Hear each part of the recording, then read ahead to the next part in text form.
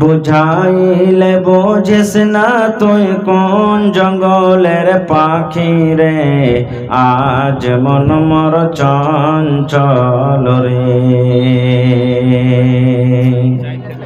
আজ মন মর চঞ্চল রে ভাই, ঝরে দুটি আখি। বুঝাইলে বোঝিস না তুই কোন জঙ্গলের পাখি রে, আজ মন মর চঞ্চল রে। কাঁচা বাঁশের খাট বাঁধিবে শুকনো পাতের ডোর, কাঁচা বাঁশের খাট বাঁধিবে শুকনো পাতের ডোর। এমন করে বাঁধবে রে মন চলবে না তোর জোর রে, আজ মন মর চঞ্চল রে। বৈরের পাতায় গরম পানিতে মন তোকে গোসল করাবে, বৈরের পাতায় গরম পানিতে মন তোকে গোসল করাবে। গোসল করাইয়া মন তোকে কাফন পরাবে রে, আজ মন মর চঞ্চল রে। কাফন পরাইয়া মন তোর জানাজা পড়িবে, কাফন পরাইয়া মন তোর জানাজা পড়িবে।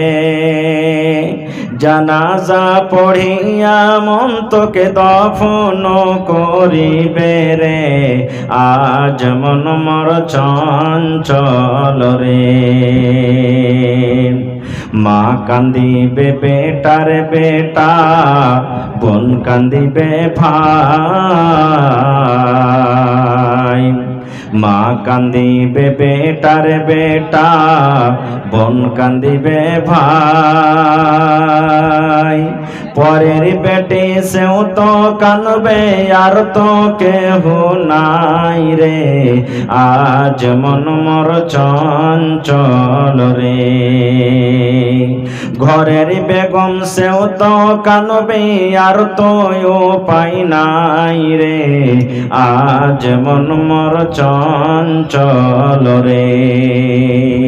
নারে তাকবীর। এটাকে একটু ভাইকে ঘুরিয়ে দেন তো।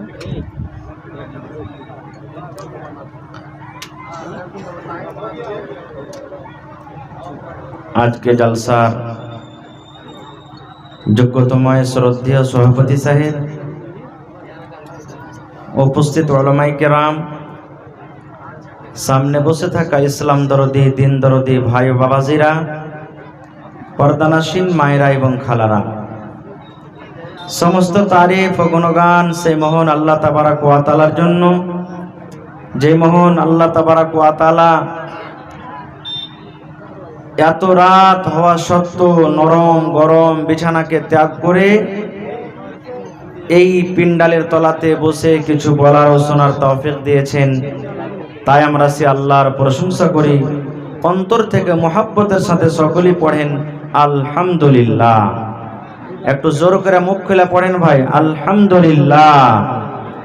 তারপর আমাদের শেষ নবী হযরত মুহাম্মদুর রাসূলুল্লাহ সাল্লাল্লাহু আলাইহি ওয়াসাল্লামের পর অগণন দারুদ শরীফ শান্তির ধারা বর্ষিত হোক, আমিন। আল্লাহুম্মা সাল্লি আলাইহি আল্লাহুম্মা বারিক আলাইহি। বন্ধুগণ, আজকে আমি আপনাদের সামনে কোরআন মাজিদ থেকে একখানা আয়াত তেলাওয়াত করেছি। সেই আয়াতটাকে সামনে রেখে আমি আমার বক্তব্য ইতি করব। আমা তাওফীকি ইল্লা বিল্লাহ। আল্লাহর কাছে দোয়া করি রব্বুল আলামিন আমি যা কিছু বলবো যেন সহি হাদিস এবং কোরআন থেকে বলতে পারি, এবং তার প্রতি ছোট বড় সকলে যেন আমরা আমল করতে পারি, তার জন্য আল্লাহ আমাদেরকে তৌফিক দেন। পড়ুন আল্লাহুম্মা আমিন। ভাই মুসলমান যারা পিছনে আছেন ভাই একটু সেটে সেটে বসলে কিন্তু ভালো হয়। যারা পিছনে আছেন একটু সামনে এগিয়ে চলে আসেন, আপনারা সামনে এখানে একটু সেটে সেটে বসেন। ভাই মুসলমান আজকে আপনাদের সামনে যে কথা রাখবো, একটু যদি আপনি ধৈর্য ধরে মনোযোগ দিয়ে শুনেন, ইনশাআল্লাহ দুনিয়া তো আপনি কামিয়াব হবেন, মরার পর আল্লাহ তাবারাক ওয়া তাআলা কামিয়াব করবেন ইনশাআল্লাহ তাআলা। তবে আমি যতক্ষণ আপনাদের সামনে বক্তব্য রাখবো, মাঝে মাঝে আপনাদেরকে একটা একটা করে আমি প্রশ্ন করব, যার উত্তর আপনাদেরকে দিতে হবে। প্রথম প্রশ্ন হলো ভাই আমার, যে আমরা হলাম কার বান্দা? একটু সামনে থেকে কথা বলেন, আমরা কার বান্দা? মুখে খেনে টেনে ভরা থাকে ভাই, তো একটু পায়ের তলাতে ফেলে দেন, একটু মুখ খুলে কথা বলেন। আমরা কার বান্দা? আল্লাহর বান্দা। আল্লাহ তাবারাক ওয়া তাআলা আছেন কোথায়? জোরে বলে, আল্লাহ তাবারাক ওয়া তাআলা কোথায় আছেন? সাত আকাশের ওপরে। যখন এসেছেন কিছু সাথে নিয়ে যাব। আজকে যদি যতগুলি বক্তব্য আপনাদের সামনে কোরআন হাদিস থেকে রাখা হলো বা হবে, যদি আল্লাহ এবং আল্লাহ তাবারাক ওয়া তাআলার রাসূলের একটা কথা যদি আপনি নিয়ে চলে গেলেন সাথে করে আর আমল করলেন, ইনশাআল্লাহ যারা জালসার আয়োজন করেছেন তারাও আখিরাত পরকালে ইনশাআল্লাহ কামিয়াব হয়ে যাবে। বলেন ইনশাআল্লাহ। তা আল্লাহ কোথায় আছেন? সাত আকাশের উপরে, আরশের উপরে আছেন আল্লাহ তাবারাক ওয়া তাআলা। কিন্তু আল্লাহ তাবারাক ওয়া তাআলার ইলম প্রত্যেক জায়গাতে আছে। আল্লাহর ইলম প্রত্যেক জায়গাতে আছেন। আল্লাহ সব তাবারাক ওয়া তাআলা সব দেখছেন, সব জানছেন। আল্লাহর সামনে সবকিছু হাজির নাজির আছে। কোন জিনিস আল্লাহর সামনে লুকিয়ে নেই, গায়েবে নেই, ছুপা হওয়া নেই, সব আল্লাহর সামনে হাজির আছে। আচ্ছা, আর একটা কথা বলি, এই জমিনের উপরে আল্লাহ তাবারাক ওয়া তাআলা শুধু কি আমাদের পুরুষ জাতিকে আল্লাহ তাবারাক ওয়া তাআলা তৈরি করেছেন, কি মহিলাদেরকে তৈরি করেছেন? কথা বলেন ভাই। মহিলাদেরকেও আল্লাহ তাবারাক ওয়া তাআলা তৈরি করেছেন। আমরা হলাম আল্লাহর বান্দা, আর যারা মহিলা তারা হলো আল্লাহর বান্দি। আমরাও আল্লাহর পূজা করি, তারাকেও আল্লাহর পূজা করতে হবে বা করছেন। এই পৃথিবীতে যত মানুষ আছে সমস্ত মানুষকে এক আল্লাহ তাবারাক ওয়া তাআলাকে দেখি ভয় করতে হবে, আর এক আল্লাহরই পূজা করতে হবে। যেমন ইয়ার আগেকার ঘটনা আপনারা শুনেছেন, আমি ঘটনার দিকে যাব না। এই পৃথিবীতে বড় বড় বাদশাহ দুনিয়া থেকে চলে গেছেন, এসেছিলেন। তার মধ্যে একটা বড় বাদশাহ, যে গোটা পৃথিবীর বাদশাহ, সেটা হলো কে? ফিরআউন। সেটা হলো কে? ফিরআউন। এত বড় বাদশাহ যে নিজে খোদা দাবি করেছিল, আমি হলাম আল্লাহ, আমি হলাম রব। কিন্তু তার বাড়ির ঘটনা শুনবেন, তার বাড়ির কথা শুনবেন। আল্লাহুস সামাদ। যখন ফিরআউন নিজে রব বলে দাবি করলো যে আমি হলাম আল্লাহ, আমি হলাম রব, বিবি আসিয়া ফিরআউনের স্ত্রী বলছেন, আমি তোমাকে আল্লাহ মানব না, তোমাকে আমি আল্লাহ বলে স্বীকার করি না, তুমি আল্লাহ হইতে পারো না। তখন তার স্বামী অর্থাৎ ফিরআউন বলছে যে তাহলে এ আসিয়া, তুমি আমার স্ত্রী, তুমি আমাকে আল্লাহ বলে ভয় করো না, আল্লাহ বলে মানো না, তাহলে তুমি কাকে আল্লাহ মানো? কি বলেছিলেন বিবি আসিয়া? যে আমি আল্লাহ তাবারাক ওয়া তাআলা মানি ওকে, যে আল্লাহ আমাকে আপনাকে পয়দা করেছেন, সৃষ্টি করেছেন, এবং রুজির মালিক, মত হায়াতের মালিক, ভালো মন্দর মালিক, বিচারের দিনের মালিক, তাকে আমি আল্লাহ বিশ্বাস করি, তাকে মানি, তোমাকে মানি না। সুবহানাল্লাহ। এর নাম হলো কি? আল্লাহর ডর, আল্লাহর ভয়। এরকম অনেক ঘটনা আছে ভাই। আজকে আপনাদের সামনে কথা রাখবো আল্লাহর ডর, আল্লাহর ভয় সম্পর্কে। আল্লাহ তাবারাক ওয়া তাআলাকে যদি আপনি ডরান, আল্লাহ তাবারাক ওয়া তাআলাকে যদি আপনি ভয় করেন, আপনার লাভ কি আছে? এবং আল্লাহ তাবারাক ওয়া তাআলার পৃথিবীতে অনেক বান্দা বান্দির এসেছিলেন যারা আল্লাহ তাবারাক ওয়া তাআলাকে ডরিয়ে ভয় করে জীবনটা কেটে গেছেন। তাদের সাথে কি করা হয়েছে, কি নাম পেয়েছে, কয়েকটা উদাহরণ আপনাদের সামনে রাখবো। যেমন আল্লাহ রাসূল সাল্লাল্লাহু আলাইহি ওয়াসাল্লামের একটা হাদিস, ওলামায়ে কেরাম বসে আছেন, জিজ্ঞাসা করবেন। আল্লাহ রাসূল বলেছেন কি? রে আমার উম্মতেরা, এ আমার মায়েরা, খালারা, ভাইরা, ভালো করে শুনেন। আল্লাহর নবী বলেছেন, যেদিন কিয়ামত কায়েম হবে, হাসরের ময়দান হবে, ওই কিয়ামতের দিন, ওরে সুবহানাল্লাহ, দয়ার নবী বলেছেন যে সেই কিয়ামতের দিন মানুষের মাথার উপরে সূর্য থাকবে, মানুষের ছায়ার জন্য ছায়ার জন্য আল্লাহ রাব্বুল আমিনের আরশ ছাড়া কিছু থাকবে না। এই 10 দিন 15 দিনকার ঘটনা। ওরে সুবহানাল্লাহ, এত রোদ, এত গরম, এত রোদ, যে রোদে আমরা বাইরে থাকতে পারি না, মাঠে গিয়ে কাজ করতে পারি না, এত গরম, এত রোদ, সুবহানাল্লাহ। কিন্তু বন্ধুরে, আজকে কত কোটি কোটি মাইল উঁচাতে সূর্য আছে, যার রোদ যার গরম আমরা সহ্য করতে পারি না। কিন্তু নবী বলেছেন, উম্মত, যেদিন কিয়ামত কায়েম হবে, হাসরের ময়দান হবে, ওই কিয়ামতের দিন আল্লাহ রাব্বুল আলামিনের আরশ ছাড়া অন্য কোনো ছায়া থাকবে না, মাথার উপরে সূর্য থাকবে। ওরে সুবহানাল্লাহ, তার তাপ, তার গরম এত হবে, মানুষ পাসিনাতে হাবুক ডুবুক করবে, যে যেমন পাপ দুনিয়াতে করবে, কিয়ামতের দিন মানুষ পাপ হিসাবে নিজের পাসিনাতে ডুববে। ওই কিয়ামতের দিন আল্লাহ রাব্বুল আলামিন মানুষকে আরশের নিচে জায়গা দিবেন। আজকে আমাদেরকে গরম লেগে যায়, আজকে এসে ঘরে আমরা চলে যাই, গাছের তলাতে আমরা চলে যাই, ঘরের ভিতরে আমরা চলে যাই, কিন্তু মুসলমান, কিয়ামতের দিন আল্লাহ রাব্বুল আলামিনের আরশ সারা দুনিয়ার কোনো ছায়া থাকবে না।